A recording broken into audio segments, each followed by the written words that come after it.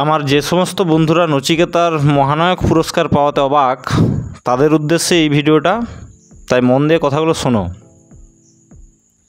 নচিকেতার মহানায়ক পুরস্কার পাওয়া নিয়ে আমার যে সমস্ত বন্ধুরা বলছেন যে কোথায় অভিনয় করেছে নচিকেতা বা নচিকেতার অভিনয় দেখেননি, তাদের উদ্দেশ্যে আমি একটাই কথা বলবো, হয় আপনারা অন্ধ, না হয় আপনারা চোখ বুজে আছেন। আমার জীবনে আমি নচিকেতার মতো বড় অভিনেতা খুব কম জনকে দেখেছি। একটা সময় নচিকেতাকে আমি জানতাম বিদ্রোহী গায়ক হিসেবে, মূলত অন্তত বাম জামানার নিরিখে তো এটুকু বলাই যায়। কিন্তু তারপরে এই যে তার এই বিদ্রোহী সত্তাকে চেপে রেখে চুপ থাকার যে অভিনয়টা, এই অভিনয়টা কজন করতে পারে বলুন? একজন বিদ্রোহী মনোভাবাপন্ন মানুষের পক্ষে কিন্তু এই চুপ থাকার অভিনয়টা করা খুবই একটা কী বলবো কষ্টকর কাজ, অন্তত আমার চোখে তো তাই।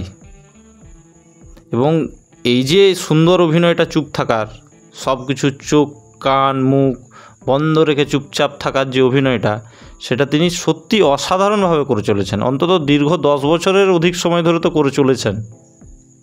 শাসকের তাবেদারির এই যে অভিনয়, অন্তত এই জন্য তো এরকম একটা পুরস্কার উনি ডিজার্ভ করেন কি না? আমার মতে তো অবশ্যই ডিজার্ভ করেন। আমার মতে তো ওনার আরও বেশি কিছু পাওয়া দরকার।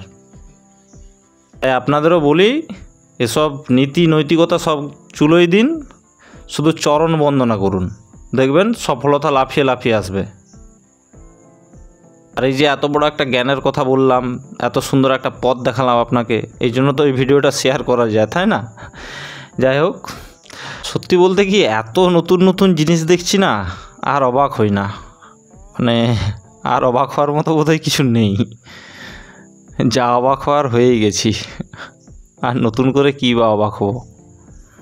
আমি কিন্তু এটাতে অবাক হইনি। তোমরা কে কী অবাক হয়েছো জানি না, যদি অবাক হয়ে থাকো জানাও। ধন্যবাদ।